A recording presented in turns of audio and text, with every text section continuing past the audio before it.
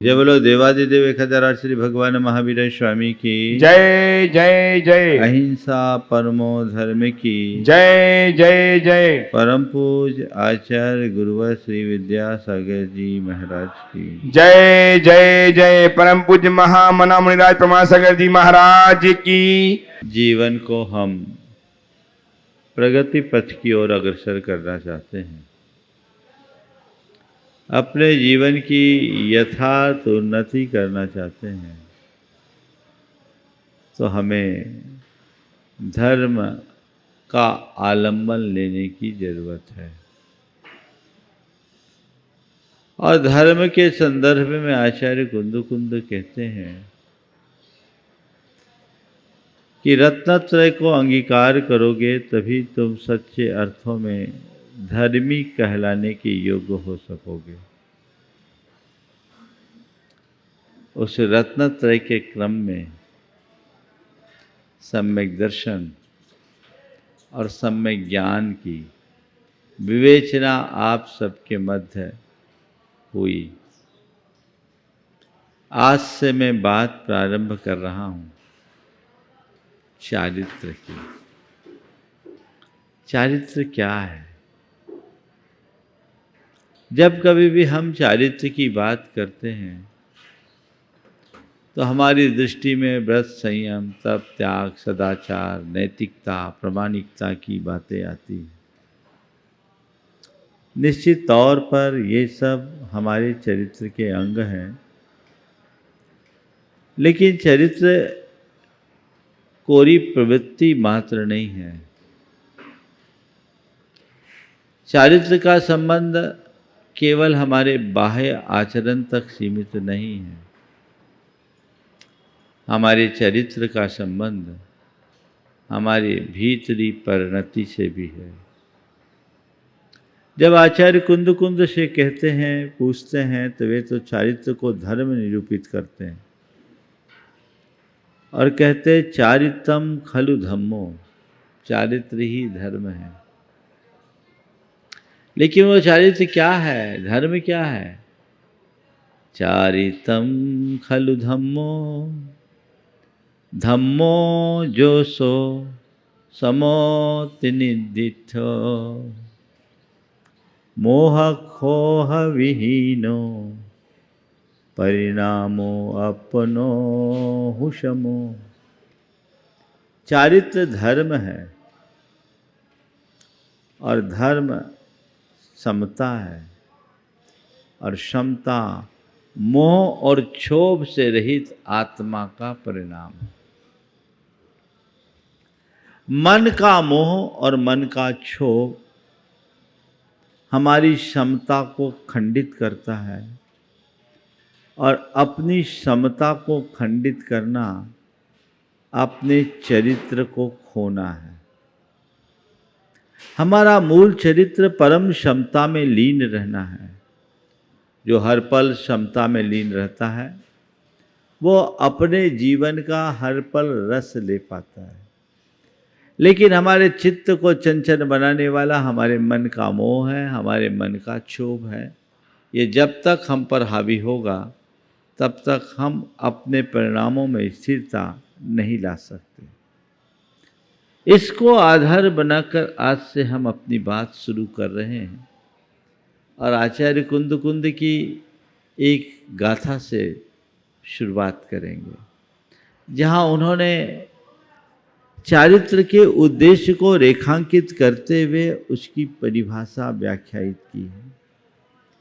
वे कहते जीवादि सद्दहनम सम्मतम तेषिमधिगमो नानम, रागादि परिहरणम चारित्रम एषु खलु मोक्षपहो।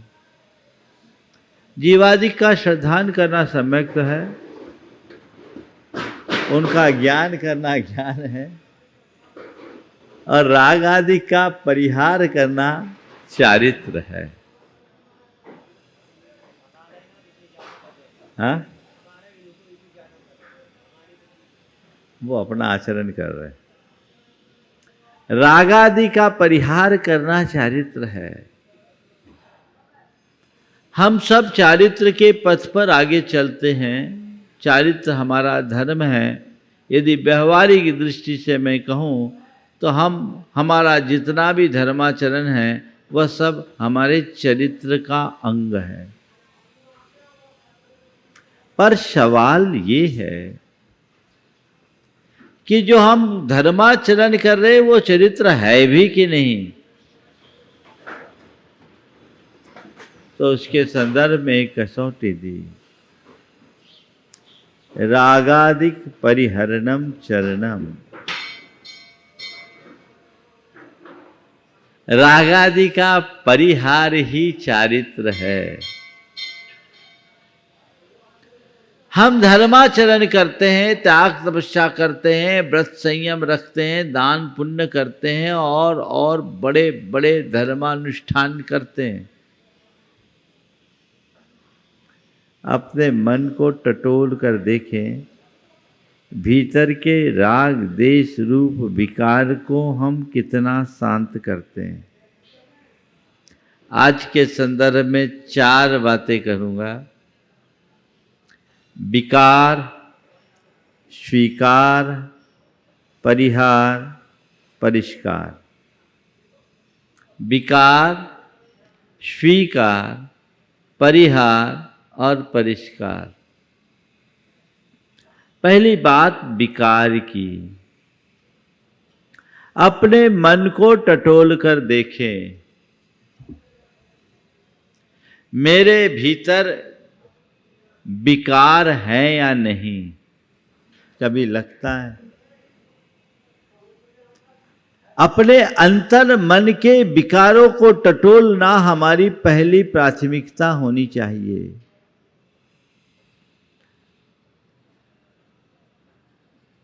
आप देखो, विकारों में जी रहे हो या विकारों को जीत रहे हो। विकारों में जी रहे हो तो दुखी बने रहोगे और विकारों को जीत रहे हो तो सुखी रहोगे। हमारी परिणति कैसी है? अगर यथार्थता देखें तो हर व्यक्ति हर पल न केवल विकारों में जी रहा है अपितु अपने विकारों को पुष्ट करने में ही लगा है।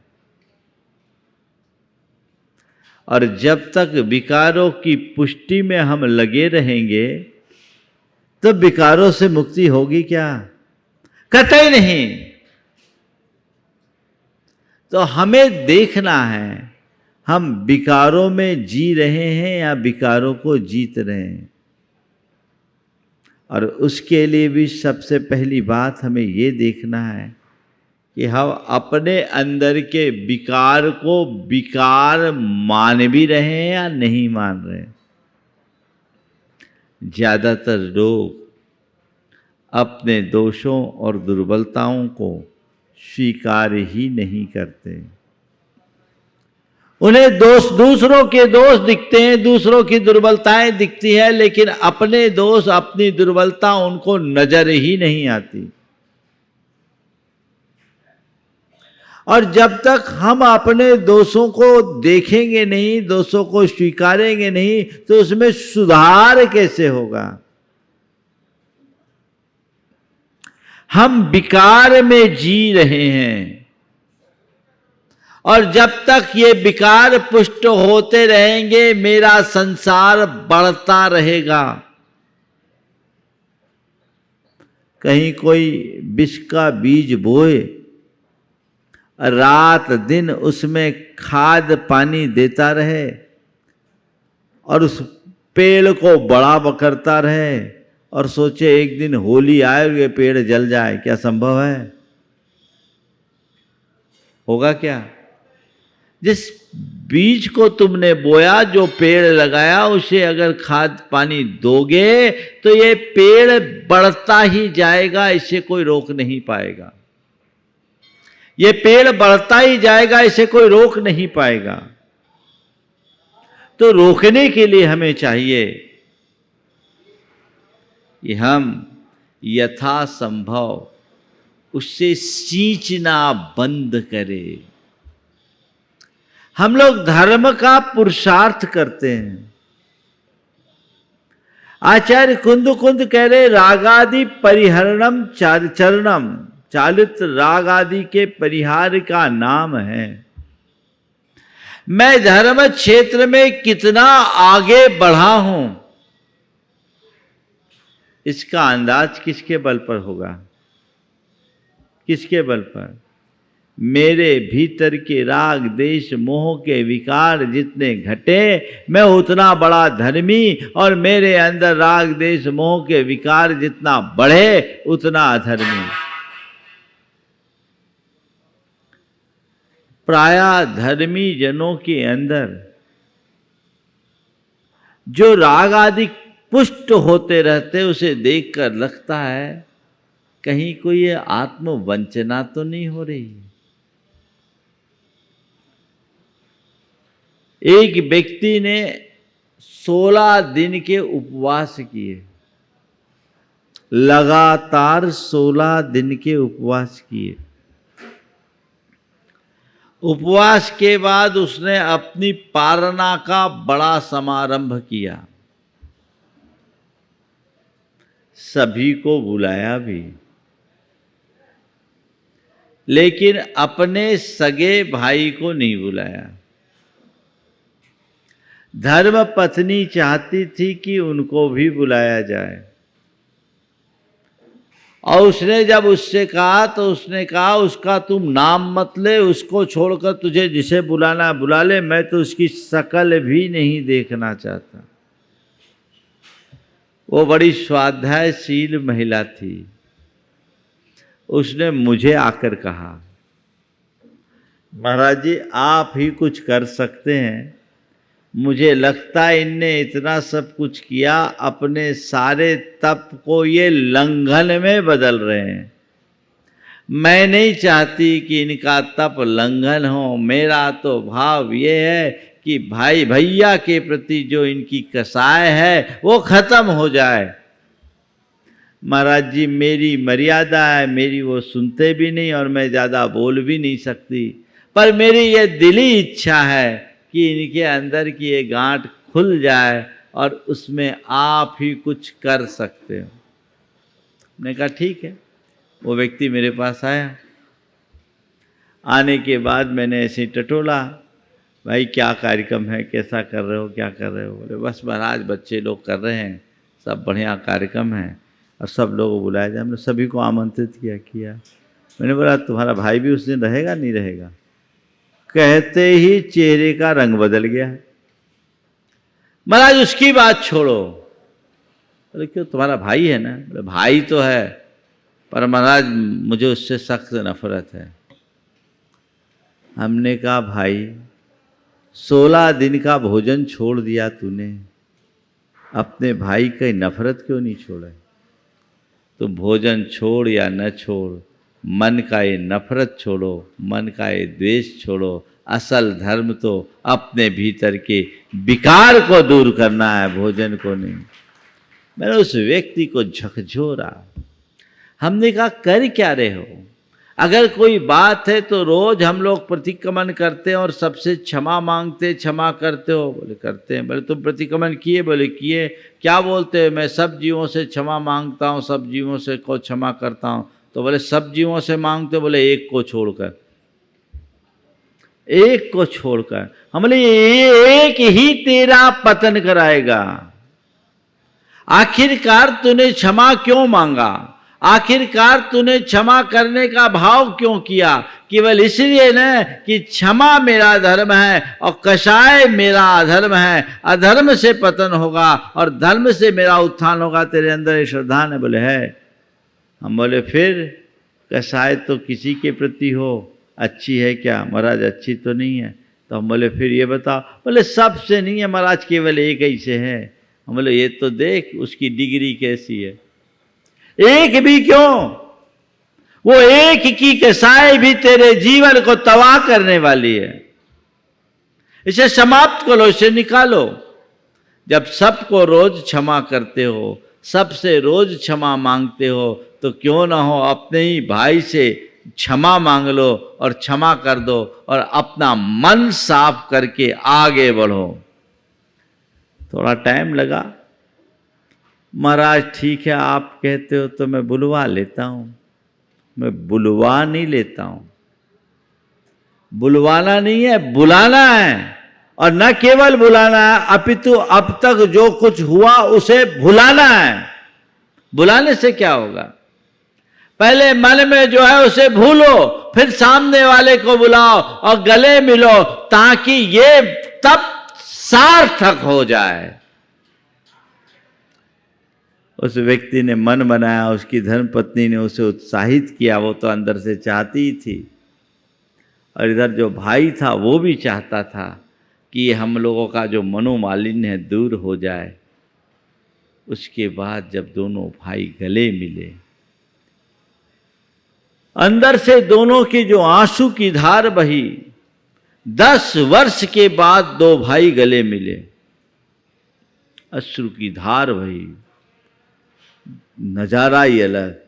दोनों आकर के मुझसे कहे, महाराज 10 साल की मलिनता में जो सुख हमें नहीं मिला, वो आज एक पल के मिलन में सुख प्राप्त हुआ है। आज हम जानते हैं प्रेम क्या होता है।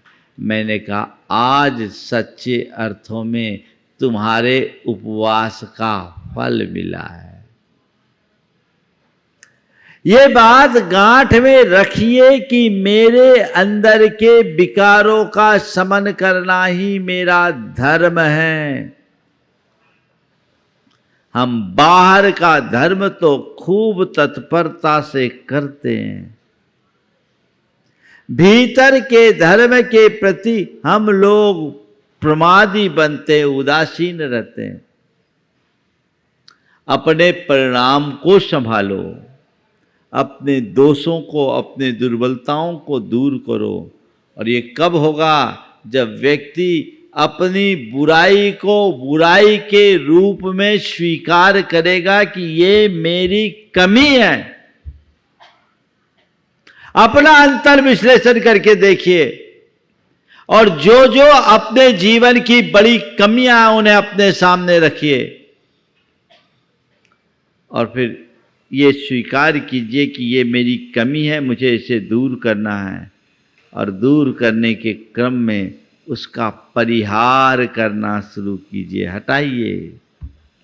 मुझे इन विकारों को नित्य दूर करना है, इन्हें कम करते जाना है, इन्हें कम करते जाना है, इन्हें कम करते जाना है, और कम करते करते करते इन्हें खत्म करते जाना है। ये मेरा प्रयोजन होना चाहिए। बाहर से धर्मी होना सरल है, और अंतर को धर्ममय बनाना बड़ा कठिन है। लेकिन असली साधना तो वही है।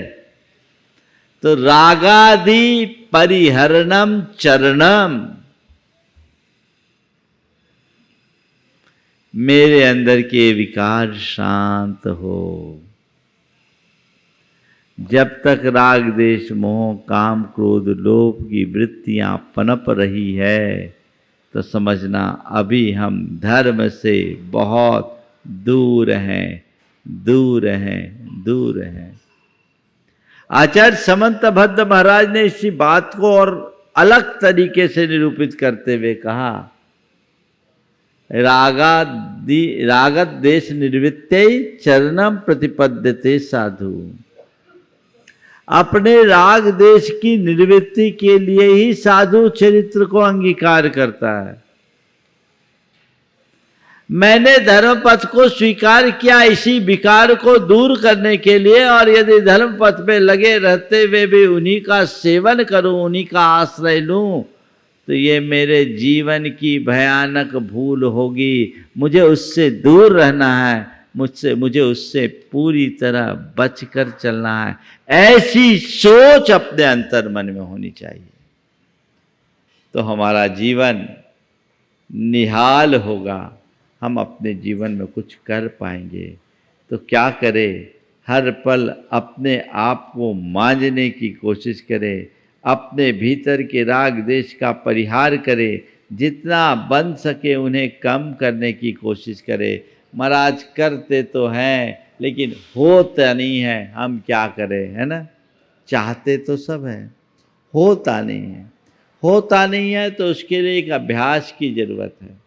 हम कदम दर कदम चले, नित्य ये भावना भाएं कि मैं अपने विकारों को छोड़ता हूँ और गुणों को स्वीकारता हूँ। ये नित्य अभ्यास में लाना चाहिए। आप जैसा होना चाहते हैं वैसी भावना भाएं, और जिससे बचना चाहते हैं वैसी भावना भाएं, तब विकारों का शमन होगा। रोज सुबह उठो और प्रभु से प्रार्थना करो, हे प्रभु मेरा मन सहज रहे, मेरा मन शांत रहे, मेरा मन निर्विकार रहे, मैं सहज शांत और निर्विकार रहूं। देखिए कितना हो सकता है। हे प्रभु आज के दिन मैं सहज रह सकूं, आज के दिन मैं शांत रह सकूं, मैं अपने शुद्ध आत्मा के स्वरूप में रम सकूं। आज मुझे विकारों से मुक्त रहना है, ये मेरे विकार शांत होवे, मेरे राग देश मोह मुझसे दूर रहे, ये भाव जगाइए। क्या होता है, सुबह से जो प्लानिंग होती है तो मेरा ये व्यापार अच्छा हो जाए, ये मेरा कारोबार अच्छा हो जाए, अगले से मेरा ये संबंध अच्छा बन जाए, बच्चों के शादी ब्याह हो जाए, या इसका बुरा हो जाए, इसका भला हो जाए, वो मुझसे दूर हो जाए, वो मुझसे पास हो जाए, वो काम ये काम बन जाए, उसका वो काम बिगड़ जाए। यही चलता है ना। ये कौन सा पुराण है। निष्ठ संकल्प विकल्पों में जीते हैं, वे नित्य कर्म बांधते रहते हैं, और ये कर्म का बंधन उसके पतन का कारण है। अभ्यास बनाना होगा, और इस राग देश को दूर करने में भावना योग एक बड़ा अच्छा निमित्त है। आप कुछ मत कीजिए, केवल इन 4 सूत्रों को नित्य दोहराइए। 4 सूत्र दे रहा हूं, इन 4 सूत्रों को आपको दोहराना है, हर पल दोहराना है। जब भी आपको समय मिले, ख्याल आए, इन सूत्रों को दोहराएं। मुझे सहज रहना है, मुझे सहज रहना है, मुझे सहज रहना है, मुझे सहज रहना है, मुझे शांत रहना है, मुझे शांत रहना है, मुझे शांत रहना है, मुझे शांत रहना है, मुझे संयम रखना है, मुझको संयम रखना है, मुझको संयम रखना है, मुझको संयम रखना है, मुझे सकारात्मक रहना है, मुझे सकारात्मक रहना है, मुझे सकारात्मक रहना है, मुझे सकारात्मक रहना है। सहज शांत संयत और सकारात्मक परिणति जीवन की सबसे निर्दोष परिणति है। ये भावना आप जितनी गहरी बनाओगे, आपकी प्रवृत्ति में उतनी ही सहजता और समरसता आएगी। ये कर सकते आप, लोग बहुत कम करते हैं। अन्य धार्मिक क्रियाओं को आप जितनी तत्परता से करते हैं, अपने आप के बदलाव के लिए वैसा प्रयास कम होता है। अच्छे अच्छे साधक भी इन विकारों के आगे पस्त पड़ जाते हैं। उनको जीतने के लिए एक लंबे अभ्यास की जरूरत है। आपसे कह दे कि 4 उपवास कर लो तो कर लोगे, पर किसी को माफ कर दो तो नहीं कर पाओगे। अपने अंदर के विकारों का शमन कर लो तो नहीं कर पाओगे, जबकि होना यही चाहिए। भले तुम व्रत उपवास न कर पाओ, कोई चिंता नहीं, लेकिन अपने मन को सहज और शांत रखो, तो ये तुम्हारे जीवन की एक बड़ी उपलब्धि है। मन को निर्विकार बनाकर चलना ही हमारी सबसे बड़ी साधना है। जिसके लिए सतत अभ्यास जारी रहना चाहिए। यह अभ्यास जितना अधिक होगा, जीवन का पथ उतना ही प्रशस्त होगा। ये कोशिश सबकी हो तो रागादि परिहरणम चरणम, ये हमारे जीवन का अंग हो। हम इनका परिहार करें, परिष्कार होता जाएगा, परिष्कार होता जाएगा, परिष्कार होता जाएगा। फिर उसमें ज़्यादा कुछ कहने और करने की ज़रूरत नहीं है। शिष्य गुरु के चरणों में लंबे समय से साधनारत था, लेकिन एक लंबी कालावधि व्यतीत हो जाने के बाद भी उसको उसकी साधना का कोई रस नहीं मिल पाया। एक दिन उसने गुरु से कहा, गुरुदेव आपने कहा था कि मैं तुझे परमात्मा की ज्योति का आभास कराऊंगा, तुझे परम ज्योति का दर्शन कराऊंगा, लेकिन दर्शन तो बहुत दूर की बात है। लंबी कालावधि बीत गई, आज तक उसका आभास भी नहीं हुआ।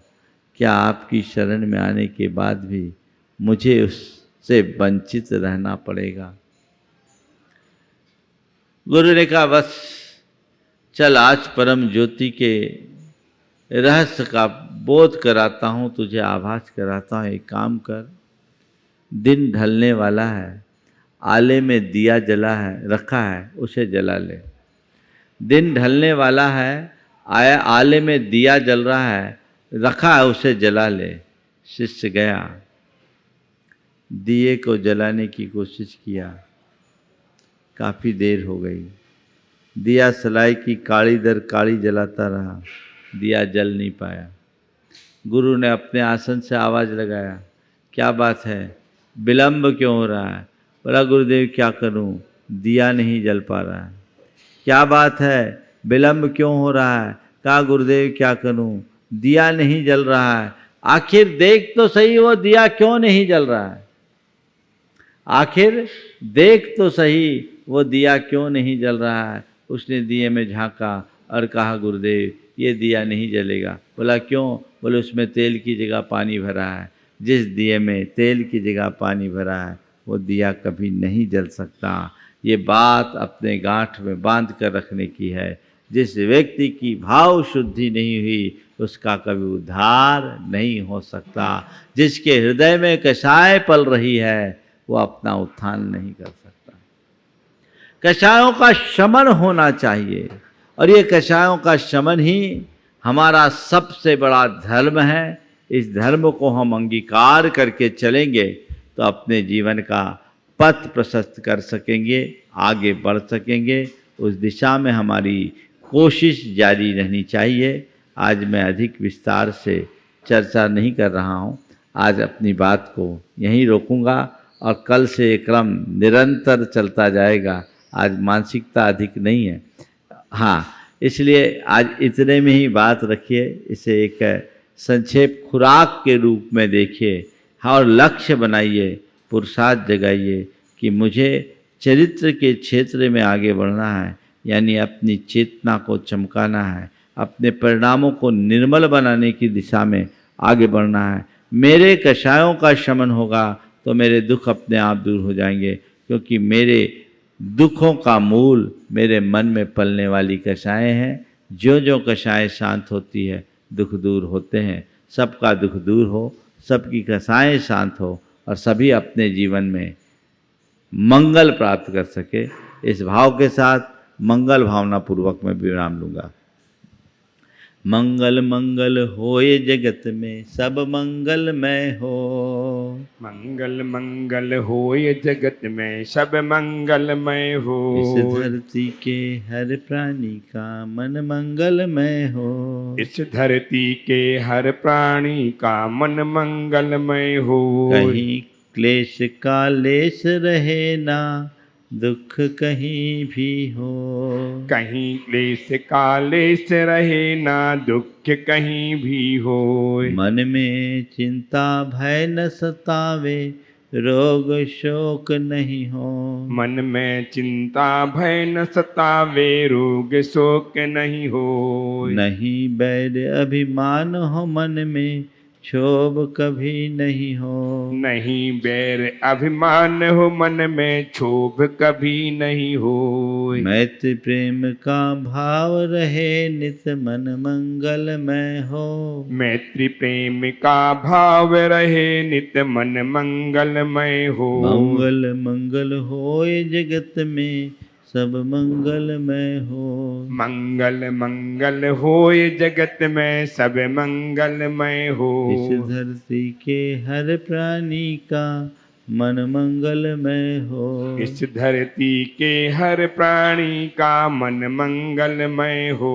मन का सब संताप मिटे अरु अंतर उज्ज्वल हो। मन का सब संताप मिटे अरु अंतर उज्ज्वल हो। राग देश और मोह मिट जाए आत्म निर्मल हो। राग द्वेष और मोह मिट जाए आत्म निर्मल हो। प्रभु का मंगल गान करे सब पापों का क्षय हो। प्रभु का मंगल गान करें सब पापों का क्षय हो। इस जग के हर प्राणी का हर दिन मंगलमय हो। इस जग के हर प्राणी का हर दिन मंगलमय हो। मंगल मंगल होए जगत में सब मंगलमय हो। मंगल मंगल होए जगत में सब मंगलमय हो। इस धरती के हर प्राणी का मन मंगलमय हो। इस धरती के हर प्राणी का मन मंगलमय हो।